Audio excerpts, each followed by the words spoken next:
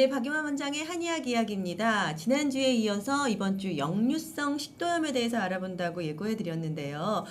대표적인 위와 관련된 질환이죠. 지난주 위염 살펴봤고요. 오늘 역류성 식도염 시간입니다. 원장님 안녕하세요. 네, 안녕하세요. 네, 위 안 좋으신 분들이 네. 많이 계신가 봐요. 네, 질문도 요즘- 많이 올라왔고 네. 또 관심 가져주시는 분들도 많이 계셨어요. 네네, 요즘 네. 어마어마하게 많죠. 네. 네, 그러니까 아무래도 식습관하고 스트레스. 예, 그 두 가지가 네. 핵심입니다. 네, 지난주에 스트레스가 굉장히 영향을 미친다 이렇게 강조해서 말씀해 주셨습니다.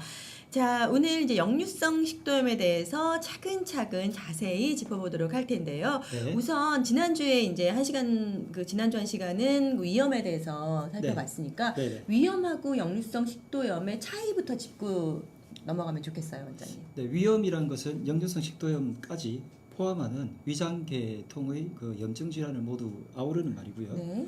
역류성 식도염 같은 경우에는 위염이 오래 진행이 되다 보면 그것이 밑으로 영향을 주는 그 십이지장 궤양염 같은 게 있고 네.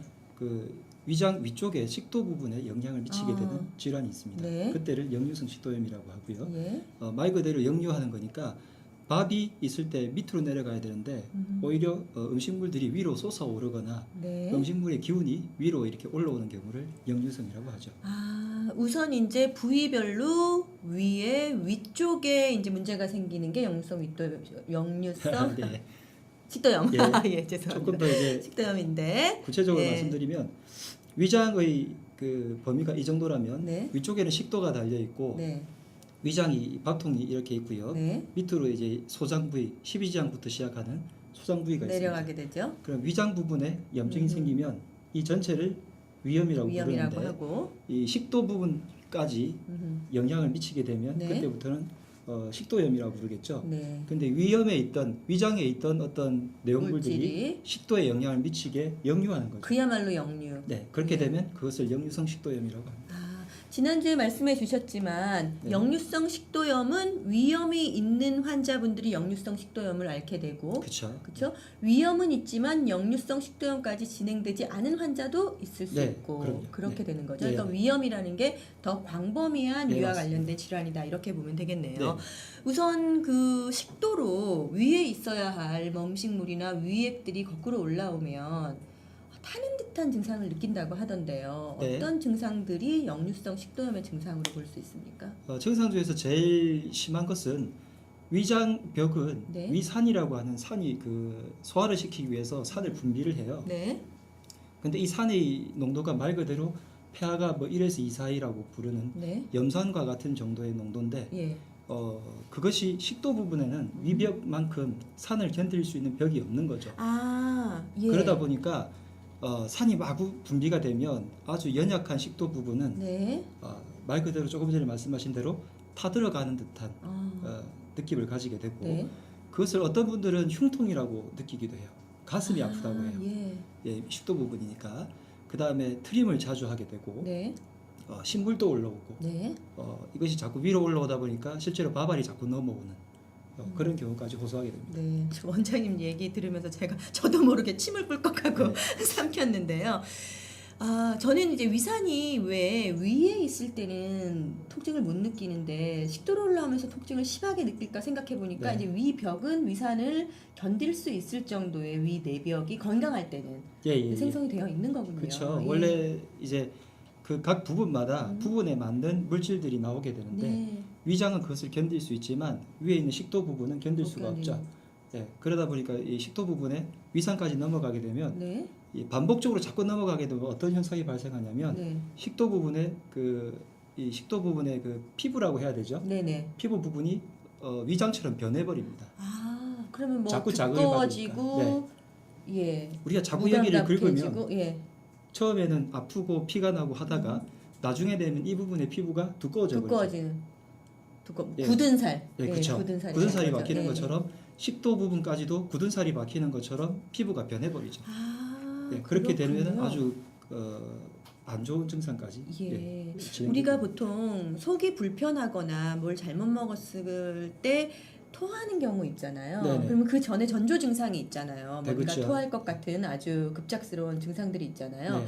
그렇게 거꾸로 올라오는 거하고는 다른 느끼는 그것이 거죠? 나의 의지와는 상관없거나 뭐 음. 예를 들면 술이라든지 네. 개워낸다든지 하는 그 어떤 행위들이 있는데 네. 행위들과 전혀 상관없이 의지와 상관없이 자꾸 아. 일어나는 거죠. 예. 하루에도 수십 번씩 뭐 일어나면 특별히 예. 뭐 과음했다거나 네, 그런 급하게 체했다거나 이런 원인이 아닌데도 그쵸. 계속해서 이렇게 신물이 올라올 때는 네, 네. 역류성 식도염이다. 네. 원인은 어떤 원인이 있습니까? 위험이 일단은 베이스로 기반이겠죠. 예. 있고 이러다 보니까 위장에 아주 이제 상상을 한번 해보시면 네. 위장의 밥통에서 밥이 막 제대로 삭지 않아요. 아, 소화가 잘 안 예, 되는 거예요. 소화가 안 네. 돼서 삭지 않은 것들이 밑으로 제대로 내려가지 못하고 있을 때 그때 제가 제일 큰 원인이 스트레스라고 말씀드렸잖아요. 네. 쉽게 말하면 여기다가 불을 붙여버리는 거죠. 아, 그러면 관이 있는데 네. 밑으로 제대로 못 내려가니까 이것이 자꾸 위로 솟아오르게 되죠. 네. 그러니까 위험을 가지고 있는 상태에서 불을 그냥 끼얹어 버리는 거예요. 불이 있는데 기름을 끼얹는 거죠. 네. 그 기름이 스트레스라고 보시면 되고 네. 위험을 지난 시간에 알려드렸던 위험에 관한 증상들, 식습관, 운동 부족 이런 것들에 더불어서 스트레스가 아주 지나쳤을 때 소위 말해 쉽게 말하면 열받아서 위쪽으로 계속 오르는 거예요. 네. 오르다 보니까 생기는 거라서 역류성 식도염의 사실 치료의 키워드는 스트레스 관리라고 볼 수 있겠습니다. 네, 한의학에서 그 스트레스를 그 열받는 거를 네. 화로 얘기를 네, 하죠. 화병이라고 화병이라고 얘기하죠. 하죠. 그러니까 그야말로 불을 확 붙이는 거군요. 네, 맞습니다. 예, 제가 얼핏 듣기로는 이 증상이 언제 나타나느냐에 따라서 다른 원인으로 구분할 수 있다고 들은 것 같은데요. 뭐 네. 밤에 자기 전에 올라오는 것하고 새벽에 잠이 깨기 전에 올라오는 거하고는 다른 원인이다 이렇게 들은 것 같거든요. 약간 이게 공복성이냐, 네. 식사 후냐에 따라 약간 구분을 하기도 하고요. 네, 그 다음에 좀 전에 말씀처럼 시간대에 따라서 한낮이냐, 새벽이냐, 오전, 새벽에서도 자기 전이냐, 자기 전이냐? 말 그대로 새벽이냐에 따라서 약간 네. 구분을 합니다. 그것이 이제 한의학에서는 양허, 음허, 기허, 혈허 이렇게 조금 어려운 말로 하긴 하는데 네. 내 몸에서 양기가 부족하냐, 음기가 부족하냐 네. 이런 것들로 구분을 하기도 하고요. 양박에서는 이제 그런 구분이 상황에 따라서 어떤 부위에 조금 더 안 좋느냐를 구분을 해보기도 합니다. 아, 예를 들면 공복 시에 더 안 좋다면 네, 약간 12지장 부위까지도 침범하는 경우로 대부분 구분을 하는데 네.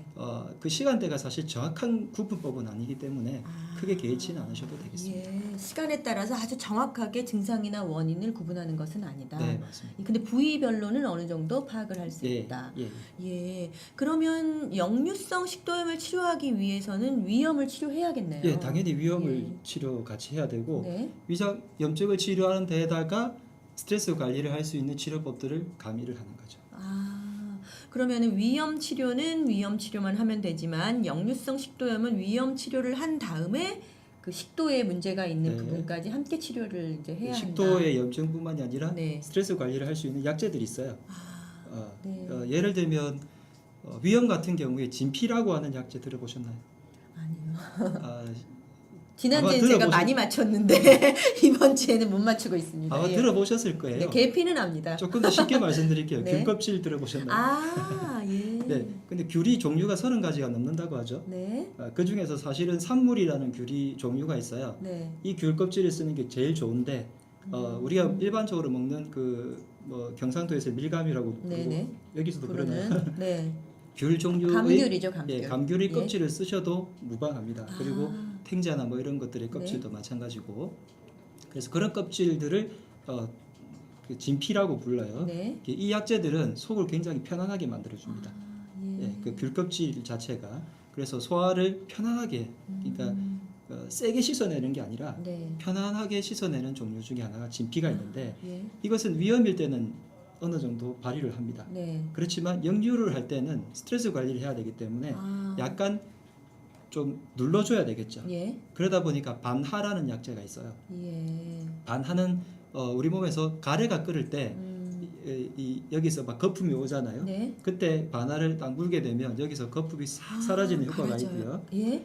거꾸로 지금처럼 아무런 증상이 없는데 반하를 먹으면 여기가 바짝바짝 말라 들어가요. 아. 네, 근데 그 약재의 특징은 위장의 염증을 줄일 뿐만 아니라 네. 내 몸에서 스트레스가 있어가지고 아주 갈등이 심할 때, 갈등이 심할 예, 때. 그럴 예. 때도 쓴다고 hadis에 되어 있습니다. 아, 그러면 심리적으로도 좀 눌러주는 효과가 네, 있는 거군요. 약성이라는 게 단순한 증상에만 맞추지 않고 이 네, 한약은 네. 그 사람의 기분과 성향, 이 사람의 그런 것들을 체질이라고 부르기도 하죠. 네. 예, 그런 식으로 구분을 해서 실제로 많이 처방을 하게 됩니다. 네. 약간 서양 의학이나 현대 생물학에서 봤을 때는 조금 이해가 약간 안 될 수도 네. 있지만 철학적인 의미가 부여되고 그것들에 의해 가지고 약성을 구분해서 한 수천 년 동안 내려왔던 경험들을 봤을 때는 약간 의미가 있는 말들이죠. 네. 그 다음에 소엽은 소엽. 들어보셨나요? 아니요.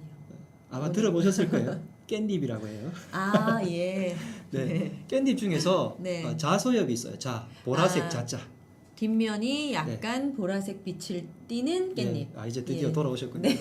예, 그 보라색인데 뒷면이 보라색뿐만이 아니라 앞면도 보라색까지 네, 되는 네. 것도 있는데 네. 그 자소엽이 소화를 도울 뿐더러 내 몸의 어독을 풀고요. 네. 그다음에 내 몸의 스트레스를 조금 조절해 주는 역할이 있어요. 아. 그 방향성이 있잖아요. 네네. 향이 있죠. 예. 향이 있는 음식들을 먹으면 네. 기분이 좋아지지 않나요? 아, 대부분- 대부분 예, 그렇죠. 그걸 이제 아로마라고 얘기도 하지만 네. 어떻게 보면 그런 약성이란 거죠. 아주 단 음식들을 먹으면 오히려 스트레스가 더 심해져요. 네, 처음에는 처음에는, 조금 가라앉는 예. 것 같지만 결과적으로는 네. 더 스트레스가 쌓인다고 하더라고요. 비위를 처음에는 눌러주지만 네. 아주 말 그대로 한 입은 괜찮아요. 한 입. 아, 근데 이게 조금 지나치게 단 걸 먹다 보면 위장이 오히려 더 부대끼고 네. 부담을 느끼게 됩니다. 아. 그러면 여기서 그득해지기 때문에 스트레스가 더 심해지는 거죠. 네. 근데 이때 방향성이 있는 박하, 음흠, 좀 전에 말씀드린 자소엽 음흠. 이런 식으로 살짝 향기가 조금 있는. 있는 약재들을 가미해 주시면 네. 그것들이 몸을 기분을 상쾌하게 만들고 음. 기운을 쌩쌩하게 돌게 만들죠. 단 것뿐만 아니라 기분 좋아지려고 스트레스 해소하려고 뭘 막 먹고 난 다음에 배가 네. 너무 그득하면 기분이 더 나빠지죠. 그렇죠. 그거하고 똑같은 네, 거죠. 맞습니다. 그러니까 앞으로 좀 거슬러 올라가서요. 네. 귤 껍질 말씀하셨는데 네. 귤은 시잖아요. 보통 신 과일이나 신 것들은 위에 부담이 된다고 생각하는데 그 껍질 같은 경우에는 그렇지 않은가 봐요. 네, 네. 껍질 자체에서 이렇게 보시면 되겠어요. 물론 귤이라는 게 음식으로 쓰는 귤은 네. 그다지 아주 약성이 강하거나 한 게 아니기 때문에 음식이겠죠. 네. 그렇지만 이 어떤 알맹이, 귤 속에 있는 알맹이를 감싸고 있는 과일을 속에 우리 속을 파먹잖아요. 네. 이것들을 감싸고 있는 껍질 그리고 속에 들어있는 씨앗 이런 것들이 이 과육 자체를 보호하기 위해서 있는 네. 것들이에요. 네. 그러니까 얘네들을 먹고서 내가 불편한 것들을 껍질과 씨앗을 먹음으로 해서 보호하는. 보호하고 오히려 소화를 더 촉진시켜 줄 수 있고 네. 방어를 하게 만들어 줍니다. 예. 그래서 과육 자체는 약간 귤이 신맛도 있고 단맛도 살짝 있고 요즘은 약간 조절을 네, 그렇죠. 합니다만 예. 껍질 자체가 특히나 이게 노란색이잖아요. 네. 노란색의 둥근 모양. 이것들 취상이라는 그 한의학에서 어떤 이 위원님께서 예를 들어서 산에 가셨을 때 네. 처음 보는 식물이 있다. 식물이 있는데 근데 이걸 먹어야 될까 말아야 될까 아니면 어떤 효능인가를 생각을 해볼 때 한의학적으로 생각하는 방법들이 있는데 네. 그 중에서 노랗고 동그란 이런 네. 열매들의 껍질은 노란 것이 위장과 연결이 되어 있기 때문에 아. 위장 비위를 보호를 해주고 네. 동그랗기 때문에 보호하는 역할이 있고 네. 그래서 이 껍질을 쓰면은 비위를 보호해주는 역할이 있다고 아. 일단은 생각을 하고 그때부터 수천 년 동안 검증을 하는 거죠. 그래서 예. 맞구나 효과가 네, 있구나 네. 라고 해서 먹게 되는데 네. 요즘 현대 그 미국이나 이제 서양에서는 음. 그 수천 년 동안 검증된 것을 다시 과학적으로 검증해 보기 위해서 네. 많이 실험실에서 하고 있는데 네. 실제로 옛날 것이 맞구나라고 해서 아. 지금 거의 다 데이터가 뭐 이제 준비되어 있습니다. 컬러 푸드를 구분한다든지 네. 어떤 색상의 열매나 식물은 좀 동일한 효과를 내더라. 네, 뭐 이런 맞습니다. 것들을 이제 과학적으로 검증하는 거죠. 그 귤 껍질 같은 경우에는 그럼 어떻게 먹나요? 그냥 먹지 말려서 먹나요? 이제 잘 씻어야 되고요. 네. 물론. 네. 요즘 농약을 치기도 하니까 그다음에 씻은 다음에 그것을 그 껍질 드실 때 네. 저희 집에서 항상 따로 모아둬요. 그리고 그 걔네들을 말렸다가 네. 말리는 것은 뭐랄까 보존을 해두고 나중에도 먹기 쉽게 하기 위해서, 예. 하는 거죠. 네. 바로 드셔도 됩니다. 약간 말리면 근데 햇빛에 말리게 되면 속에 있는 성분들이 조금 더 잘 우려 나오고 아. 요즘 햇빛에 말린 음식들이 참 드물어요. 네. 멸치 같은 경우에 옛날에는 그 뼈가 좋아진다고 네. 많이 먹으라고 했는데 요즘 멸치들이 그 건조기에서 말리기 때문에 옛날처럼 비타민 D가 별로 생성되지 않는다고 합니다. 네. 그래서 햇빛에 말려두면 살짝 그 다른 성분들이 나오고요. 네. 그리고 난 다음에 그것들을 적당량 차로 해서 드시면 되겠습니다. 햇빛에 말리는 게 좋군요. 네. 보통 어떤 경우에는 그늘에서 말리셔야 합니다. 아, 이런 이제 얘기가 그늘이라는 있는데 거는 이제 그, 서늘한 곳. 완전히 햇빛에 말리게 되면 완전 너무 바짝 말라서 네. 안 좋으니까 네. 살짝 그늘진 곳이지만 제가 말한 햇빛은 땡볕 직사광선을 얘기하는 게 아니라 아, 예. 밝은 날 네네네. 말리라는 네. 말씀이시군요. 일광이 있는 곳에서, 네, 그러니까 그럼요. 건조기 같은 데서 말리지, 네, 기계로 네. 말리지 말고 일광이 있는 곳에서 네, 말리는 맞습니다. 것이 좋다. 그렇군요. 지난번에 그 위험에서도 네. 말씀을 하셨어요. 네. 어떤 음식들은 좀 금해야 하고 네. 어떠해야 한다 말씀하셨는데 역류성 식도염은 좀 더 금해야 할 음식이 많을 것 같다는 생각이 들거든요. 네, 일단 역류성 식도염에서는 그 위로 열이 올라오게 만드는 음식들은 드시면 안 되겠죠. 예. 그 중에서 제일 많이 올라오게 네. 만드는 게 뭘까요? 음, 예, 그 중에 하나가 바로 술이겠죠. 네. 알코올은 기름을 들이붓는 역할을 하죠. 예. 그렇기 때문에 술 같은 경우에 굉장히 조심을 하셔야 되고, 네. 또 열이 올라오게 하는 음식군들이 매운 매운 음식들이겠죠. 거. 예. 예, 매운 음식들을 자꾸 지나치게 드시면 더 심해집니다. 그 다음에 네. 지나치게 단맛도 아까 네. 말씀처럼 일단은 눌렸다가 오히려 누르는 것이 스프링처럼 튀어나올 때 문제가 생기거든요. 아, 예. 그러기 때문에 얼마나 지나치게- 뜨겁게 확 올라오겠어요. 예. 스프링처럼 그렇다고 네. 하면. 그리고 많은 분들이 찬 것을 자꾸 입에 대시게 되는데 찬 뜨거우니까. 것을 습관화하다 보면 예. 오히려 이 누그러뜨리는 게 아니라 더 나중에 심하게 만들기 때문에 네. 적당량은 따뜻한 미지근한 것들을 드시는 네. 습관을 하시는 지금 게 질문이 좋습니다. 하나 올라온 모양이에요. 네. 다시 한번 보여주시겠어요? 네, 한번 들어. 아, 예. 제가 커피 자주 마시는데 그래서 위와 장이 아픈가요? 네. 식도 쪽에 역트림이 나와요. 커피 자체가 그 위험을 조장한다기보다는 커피를 너무 많이 드시는 게 아마 문제가 될 거예요. 예. 어떤 약이든 한약을 처방을 받으면 보통 하루에 3번 내외로 드시죠. 네. 근데 커피를 드시든 저 정도로 예를 들어서 네. 트림이 날 정도로 드셨다면 보통 너무 많이 드신 여쭤보면 거예요. 하루에 6잔씩도 드시고 하세요. 아, 예. 예, 지나치게 많이 먹는 거죠. 커피 같은 경우에 그 한방에서 커피 자체가 이뇨제처럼 쓰이거든요. 네네. 약재의 일종이죠. 이것도 아, 식물이니까. 네. 그래서 이뇨제기도 하고 심장 박동수를 약간 높이는 각성제기도 하고 흥분제기도 합니다. 네. 이 흥분제다 보니까 이게 그 역류성이라든지 그런 부분에 도움이 되지는 않습니다. 그렇군요. 그래서 뭐 하루에 한 잔 정도는 가볍게 드시는 것이 문제는 안 되겠지만 많이 3잔 이상 뭐 이렇게 드시거나 네. 자꾸 하시는 게 안 좋고 커피를 또 많이 드시게 되는 이유가 대부분 다 네. 정신이 맑아지게 하기 위해서이기도 하지만 네. 실제로 스트레스를 받으니까 커피를 한 잔 더 땡기게 먹거든요. 네, 그런 거라든지 그래서 스트레스가 더 많았을 상황이라는 걸 유추해 볼 수도 있고요. 네. 세 번째로 커피를 그 아메리카노라고 부르죠. 네. 하여튼 그 원두라고 부르는 네. 그런 쪽으로만 드시면 크게 별탈이 없는데 커피에 다른 첨가. 첨가물들이 들었을 때 네. 그것들이 굉장히 단맛이 납니다. 예. 그래서 그때 그런 것들을 조금 빼고 드셔주시길 바랍니다. 그러면 커피 자체에 들어있는 성분보다 첨가된 성분이 위를 더 나쁘게 하나요? 네, 요즘 저기 광고에서도 많이 나오잖아요. 네, 카제인 뭐 이런 예. 그런 카제인 나트륨이라고 부르는 그런 유제품들이 우리 그 위장벽들을 굉장히 안 좋게 만들고 그렇군요. 실제로 많은 그 잘못된 상식 중에 하나가 네. 우유를 먹으면 그 위산이 줄어든다는 그 상식들을 가지신 네네. 분들이 간혹 있어요. 네. 근데 그건 그렇지 과학적으로도 않죠. 전혀 네. 그렇지 않고 오히려 위산을 더 분비시킨다는 네. 보고가 있습니다. 그래가지고 술 드시기 전에 우유를 한 잔 먹으면 뭐 위벽을 네. 코팅한다고 네, 그런 예, 말도 안 되는. 잘못된 예. 그렇군요. 한 방에 그럼 갈수 이렇게 있습니다. 단계적으로 볼 수가 있겠네요. 스트레스가 많으셔서 위험이 생기셨고 스트레스가 많으시니까 보통 좀 드셔도 괜찮을 양보다 커피를 더 많이 드셨고 네, 그렇죠. 그러니까 위험이 생긴 상태에서 점점 커피를 더 많이 먹게 되니까 위를 더 상하게 했고 예, 자극을 줬을 그러다 가능성이 보니 높죠. 이제 네. 신트림 같은 게 나올 수가 있다. 이렇게 네. 볼 수가 있겠네요. 원두커피 자체만으로도 한 네. 2잔 이내로만 드시기를 보내드립니다. 그러니까 이분 같은 경우에는 커피를 좀 줄이시라고. 네, 당연히 보내드려요.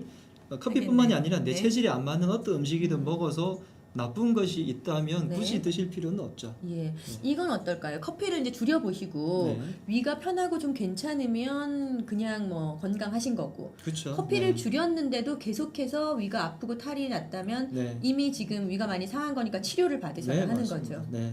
예, 알겠습니다. 자, 오늘 이제 다음 질문은요. 원장님께서 오늘 방송의 가장 하이라이트, 네. 가장 중요한 거라고 이제 말씀하신 내용인데요.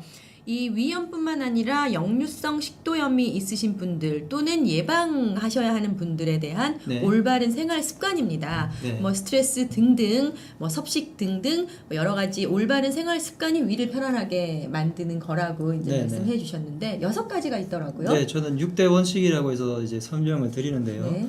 그 제가 저기 정리를 좀 해드렸는데 운을 한번 띄워보실까요? 첫째, 네. 일정한 시간에. 네. 네. 둘째, 일정한 네, 시간을 먼저 말씀을 드릴게요. 6개 다 하려고 했어요. 예.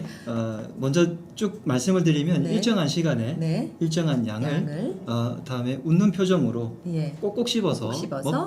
먹을 때 전후 30분 동안은 물을 마시지 말고 네. 그다음에 먹고 나서는 20분 이상 걸어주라는 제가 말씀드리는 원칙이 있습니다. 아, 예. 그 중에 네. 일정한 시간에 먹으라고 말씀을 드리는 것은 배꼽시계 들어보셨습니까? 네. 항상 제 시간만 되면 배꼽시계가 울리죠. 네네. 그 말은 어떤 일정한 시간만 되면 뇌에서 세팅한 시간 때문에 음식을 줘, 음식을 네, 줘. 반사적으로 밥을 달란 위장에서 말이야 이렇게 하는 거죠. 네, 산이 네. 분비되는 거죠. 네. 그러다 보니까 밥이 들어가면 일정한 시간이 되면 밀려나서 밥통, 위장에는 밥이 없어지게 됩니다. 네. 그러면 여기에는 그대로 있다가 세팅된 시간이 딱 되면 그 순간에 바로 산이 분비가 되면 속에서 꼬르륵 꼬르륵 하게 되죠. 아, 예. 그러니까 아무리 위벽이 산에 강하게 돼 있지만 네. 아무것도 없는 상태에서 산이 계속 분비되면 위벽이 상하게 되겠죠. 상하죠. 예. 네, 그러다 보니까 위험이 더 생길 수도 있기 때문에 네. 항상 일정한 시간에 밥을 먹는 것이 중요하고 네. 자꾸 불규칙하게 드시는 분들 같은 경우에라도 네. 조그만 야채 한 조각이라도 그 시간에 그 조금 시간에는 먹어두시면 뭘 넣어줘야 하는군요. 네, 조금 드셔주시면 조금 예. 더 편하게 위험을 방지하실 위가 수 제 있겠습니다. 할 일을 할 수 있도록. 네. 그 뒤로 넘어가기 전에 제가 한 가지만 여쭤볼게요. 네. 제가 이전에 기사를 보니까 트위터 기사에 있었던 것 같은데요. 네. 어떤 일본인 의사께서 네, 굶을 때, 네, 꼬르륵 할 때 젊어진다고. 네 이제 그 네. 공복력이라고 요즘 네네. 뭐 간헐적 단식 뭐 여러 가지로 표현을 되는데 네. 그 꼬르륵 되는 그 공복의 힘 자체를 기르는 것은 효소와 관련된 다른 에너지 자극의 차원입니다. 네. 예를 들어서 그 시간에 됐을 때 이게 습관의 문제기도 하고 네. 어떤 뭐라고 할까 건강을 지키는 여러 가지 비법 중에 내가 하나일 습관을 수- 어떻게 들이냐의 문제인데 네네네. 공복을 지나치게 참게 되면 오히려 사람이 기운이 빠지고 아. 간헐적 단식을 하시는 분들이 아주 활기찬 생활을 하시는 것은 조금 드문 경우가 예. 많은 이유가 예. 일부 보도에서는 그 단식을 계속하게 되면 정자의 개수나 정자 활동성이 떨어진다고 하는 것처럼 네. 내 몸의 활기가 조금 줄어드는 경향은 있습니다. 네. 운동 선수들이 아주 심하게 격하게 운동을 하는데 실제적으로 영양을 섭취를 제대로 안 하게 되면 힘들 수도 있겠죠. 네네. 물론 어떤 사람은 초식성의 사람이 있고 채식을 해도 건강한 사람이 있고 어떤 사람은 육식을 어느 정도 해줘야 건강한 사람이 있겠지만 사람은 체질 따라 다 틀리기 때문에 어떤 한 가지 방법의 건강법이 나한테 다 맞다고 생각하시면 굉장히 오산입니다. 네. 그런 면에서 제가 방송에서 특히 말씀드리는 것은 전반적인 인류라는 면에서 사람들이 보편적으로 가질 수 있는 건강법에 대해서 말씀을 드리는 거고 좀 전에 말씀하신 것은 약간 그 스페시픽 그러니까 예, 특정한 특정한 사람들 사람. 이야기들이니까 네. 좀 참고를 해보시면 도움이 될 것 같습니다. 예, 그래서 저는 그게 궁금하더라고요. 공복력이 어떤 다른 도움은 줄 수 있을지 몰라도 위하고 그 혈당 조절에는 네. 좀 문제가 있지 않을까 네, 이런 맞습니다. 생각이 들었는데 특히 그렇죠? 저혈당에 빠지면 큰일 네. 나고요. 그다음에 그 당뇨 있으신 분들 저혈당에 빠지면 큰일 나고 그러니까요. 저혈당 자체가 굉장히 몸을 기분 상하게 만들고 네. 스트레스를 예. 짜증이 나죠. 배고프면 짜증 네. 나죠. 당이 확 떨어지는 것 같으면서 다음으로 넘어가겠습니다. 일정한 양을 마찬가지입니다. 네. 내 몸의 그 머리에서 세팅한 양이 있습니다. 네. 과식했다고 하는 것은 평소에 먹던 양보다 늘어났다는 거고요. 전에 우리가 주먹만큼 요만큼이 위장의 크기라고 했는데 주먹이 네, 네. 그래서 이 주먹만큼을 너무 심하게 늘리게 되면 위 하수라든지 위가 처지는 증상까지 발생하게 되니까 네. 어떤 일정한 양을 항상 먹는 것이 굉장히 중요합니다. 네. 그래서 그 이상을 너무 지나치게 먹는 들쭉날쭉하지 않는 것이 위염을 방지하는 지름길입니다. 네, 다음은 웃는 표정으로 그 얼굴에 나타나는 증상 중에 예를 들면 네. 구안와사, 와사풍이라고 하는 입이 돌아가는 틀어지는 거죠. 그런 증상이 있으신 분들을 조사해 보면 거의 다가 위장이 나빠 있고요. 아. 그다음에 얼굴에 여드름이 나타나시는 분들도 네, 위장이 위장. 안 좋습니다. 그것처럼 동의보감인 한약에서는 얼굴에서 나타나는 병은 전부 위와 연관이 되어 있다고 해서 이 안면이라고 하는 안은 이 이목구비를 말하고요. 네. 면은 면을 말하죠. 네. 면에 나타나는 질환은 위장과 연관이 있다라는 명제가 있습니다. 아, 그래서 그렇군요. 그것을 거꾸로 유추를 해보면 우리가 얼굴을 웃고 있으면 위장 표정도 웃고 있고 있다. 우리가 찡그리고 있으면 위장도 무기력해진다고 보시면 됩니다. 예. 그래서 즐거운 마음으로 식사를 하시라는 거고 네. 뭐 누군가 불편한 자리에 식사를 하시고 체해본 경험은 아마 있으시겠죠. 네네. 그러니까 이제 좀 기분 좋게 가능하면 식사하시라고 제가 말씀을 드립니다. 맞아요. 기분 나쁘게 먹으면 꼭 체하죠. 네. 그러니까 이렇잖아요. 앉아서 내가 위를 움직여야지. 자, 영차 이렇게 해도 네. 내 위가 움직이는지 안 움직이는지 알 수가 없잖아요. 네, 그쵸. 그럴 때는 내 얼굴을 열심히 움직이면서 이제 위가 즐겁게 네, 네. 운동하고 있구나 이렇게 생각을 하면 되겠네요. 네, 뭐 행복해서 웃기도 하지만 네. 웃으면 또 즐거워지니까요. 행복해진다. 네. 예, 그다음 꼭꼭 씹으면서 아니, 씹어 먹는 것은 굉장히 중요한 건데 네. 그 한 숟갈 드셨을 때 몇 번 씹어 드시는 것 같아요? 글쎄 안 세봤는데요. 한번 다음에 세보세요. 예, 충분히 씹으려고 노력은 하는 편이에요. 주변 분들과 저는 각 직업병이기도 하지만 네. 이 식사를 같이 하게 되면 씹는 것을 한번 볼 때가 있거든요. 일부러. 네. 그때 대부분 현대인들이 10번 내외로 씹습니다. 아 그래요? 심지어는 그 어떤 방송에서 자장면 먹기 내기를 하는데 그 강호동님 같은 경우에 그분이 5초 이내에 한 그릇을 다 비워버리는 네. 내기를 하죠. 씹는다는 뜻일까요? 안 씹으니까 바로 넘어가니까 5초 만에 먹을 수 있죠. 예. 씹는다는 것은 사실 굉장히 중요한 행위입니다. 네. 이 씹게 되면은 우리 몸에서 뇌도 활동이 되고요. 저작을 하기 때문에 이것과 연결된 관 자체가 전부 다 운동을 하게 됩니다.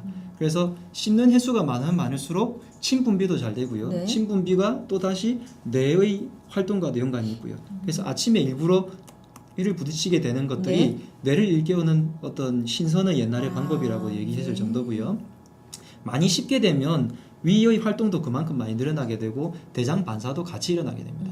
그러니까 소화기 전체를 움직여 줄 수 있는 거죠. 네. 그리고 이게 씹는 것이 실제로 한 최소 50번 이상은 돼야 되고 저는 어릴 때 일부러 한 300번 심지어 500번까지도 씹어봤는데 네. 100번 이상 정도 씹게 되면 이게 녹아가지고 씹을 것도 없어요. 네. 근데 일부러 그렇게 습관을 연습을 하다 보면 500번 씹은 사람이 나중에 좀 급하더라도 100번은 씹게 돼 있거든요. 네. 그래서 조금 연습을 하시고요. 어. 씹는다는 행위는 제가 너무너무 중요하게 건강해서 강조드리는 부분이니까 네. 참고해 보시면 최소 최소 50번은 50번 이상은 아마 여러분들이 씹는 주변에 것이다. 보시면 네. 밀가루 음식이 특히 면 음식이 먹고 나서 속이 불편한 이유가 밀가루 때문이기도 하지만 후루룩. 실제로 밀가루를 먹을 때 5번 이내로 씹습니다. 그러니까 그런 것들 먹을 때나 네. 다른 음식들을 먹을 때를 하시고 씹는 습관을 많이 늘리려면 채식을 많이 하시면 자연스럽게 더 많이 씹게 됩니다. 예. 그래서 이제 씹지 않고 후루룩 하고 먹는 네. 거를 요즘 뭐 방송에서는 폭풍 흡입이다. 그냥 뭐 넘기는 거죠. 씹지 않고. 네네. 그리고 왜 이 씹는 부분이 교합이 뭐 부정교합이라고 네네. 하던가요? 이가 잘 맞지 않아서 제대로 씹지 못하는 분들은 항상 위에 탈이 있다고 네, 하더라고요. 맞습니다. 네, 그래서 뭐 씹지 못해서. 양악 수술을 뭐 하신다든지 뭐 예, 그런 예. 분들이 계시다고 하던데요. 씹는 게 중요하군요. 먹을 때 물을 피하라고 하셨는데요. 네, 예. 지금 그 말씀드린 6대 원칙은 굉장히 중요하고 하나하나가 굉장히 의미가 있고 네. 시간 할애를 더 해서 말씀드리고 싶은데 네. 조금 안타깝습니다만 그 물과 밥이 같이 섞이게 되면 이게 비중이 굉장히 늘어나서 네. 무게가 굉장히 늘어납니다. 그러다 보면 위장이 밑으로 축 처지게 되죠. 이것이 자꾸 하다 보면 위하수도 위하수. 생기기도 하고 예. 그 다음에 당연히 위산 같은 것이 중화되기 때문에 소화력이 굉장히 떨어집니다. 그렇군요. 그래서 밥 먹을 때 물이 같이 섞인다든지 우리나라의 또 식습관 중에 하나가 국이죠. 네. 국을 많이 먹는다든지 그리고 국을 많이 먹을 때 또 문제점 중에 하나는 소금 나트륨이라고 부르는 것들이 왕창 들어오게 짠 됩니다. 물을 먹는 거죠. 네, 그러다 보면은 소화가 더 떨어집니다. 네. 네, 그러니까 식사를 할 때 가급적이면 전후 30분 동안 특히 우리나라에서 식당에 가면 찬물을 그냥 주잖아요. 네. 찬물 먼저 마시고 밥을 먹게 되면 소화가 더 안 됩니다. 그래서 항상 물을 드시더라도 약간 네, 미지근한 물로 미지근한 입을 물을. 죽일 정도로. 제가 이런 강의를 어디 나가서 하면 네. 밥 먹고 나서 그 입냄새는 어떻게 하냐 양치를 묻는데 하셔야 양치는 당연히 하셔야 됩니다. 물을 벌컥벌컥 들이키워서 내가 와 이제 배가 부른 그 느낌을 자꾸 느끼시다 보면 위염이 심해지고 네. 그다음에 위도 처지게 되고 위장벽들도 상하게 되니까 그런 것을 조심하시라는 뜻입니다. 네. 그러면 밥 먹고 나서 미지근한 물을 조금씩 삼키는 건 괜찮나요? 조금씩 삼켜서 이제 입을 좀 헹구긴 하셔야 되고 네. 한 2, 30분 동안은 가급적이면 드시는 물과 게. 안 섞이는 게 좋고요. 네. 잘못된 상식 중에 하나가 우리가 소화가 안 될 때 또 죽을 먹으라고 하는데 네. 마찬가지입니다. 실제로 죽을 소화가 안 될 때 드시면 오히려 소화기가 더 정체될 수도 있습니다. 좀 조심하셔야 되고요. 네. 죽이라는 것은 소화력은 충분하지만 내 몸이 회복이 안 될 때 흡수를 잘 되게 하기 위해서 미음이나 죽을 만들어 먹는 것이지 네. 소화가 안 될 때 먹으라고 일부러 죽을 먹는 습관을 조금 것은 자제하시는 것이 좋겠습니다. 좋지 않다. 그럼요. 저기 다이어트 하는 사람들한테 네. 밥 먹기 전에 물을 한 컵 먹으면 먹는 양이 줄어들어서 도움이 된다고 하잖아요. 그거 완전 잘못된 말이에요. 그래요?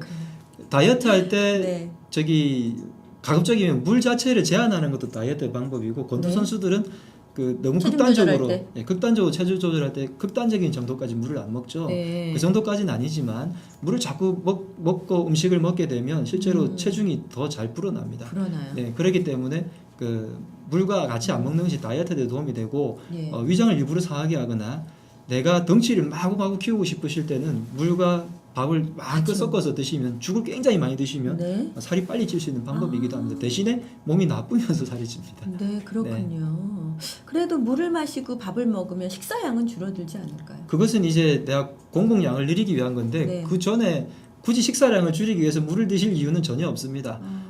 내 몸에 포만감을 느끼게 하는 야채나 이런 것들을 씹어 먹어도 충분히 예. 줄어들 수 있으니까 굳이 물을 마시면서 일부러 하실 필요는 없을 것 같습니다. 물보다는 채소를 드시는 게 더욱 좋은 방법이다. 알겠습니다. 먹고 나서 걸어주는 것? 네. 먹고 나서 뭐 하시나요? 먹고 나서 걸어요, 저희. 네, 감사합니다. 저희 회사는 뭐 회사 앞 정돈길이 너무 좋기 때문에 많은 회사원들이 먹고 나서 커피숍에 축 치고 앉아 있습니다. 네. 그러다 보니까 위장이 움직일 시간이 확보가 안 되는 거죠. 예. 그래서 이 사지를 움직이게 되면 맨 끝이 움직이니까 중앙은 자연스럽게 움직이게 되거든요. 예. 그래서 많이 걸어주게 되면 소화를 충분히 시킬 수 있는 시간이 확보되게 되겠습니다. 예. 얼마나 걸으면 될까요? 대략 동의보감 같은 의사에서는 100보 뭐 이런 식으로 적어놨는데 네. 100보 해봐야 몇 얼마 걸음 안 안 돼요. 돼요. 예. 네, 한 20분 정도는 걸어주셔야 될 것 같고요. 네. 보통은 1시간 정도가 식사 시간이니까 시간이니까. 한 30분 정도, 보통 15분 정도 식사하시죠? 네, 네. 조금 더 여유를 가지고 20분 이상, 30분 정도 식사하시고 하시고. 나머지 한 2, 30분을 또 동료분들과 걸으면서 담소를 나누시는 것이 좋겠습니다. 네.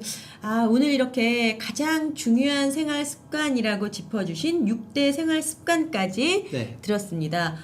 역류성 식도염 있으신 분들 얼마나 고통스러우시겠어요. 오늘 저희 굉장히 방송이, 고통스럽습니다. 예, 좀 도움이 되었으면 좋겠습니다. 오늘 원장님 고맙습니다. 네, 말씀 감사합니다. 감사합니다. 다음 시간 뵙겠습니다. 안녕히 계십시오.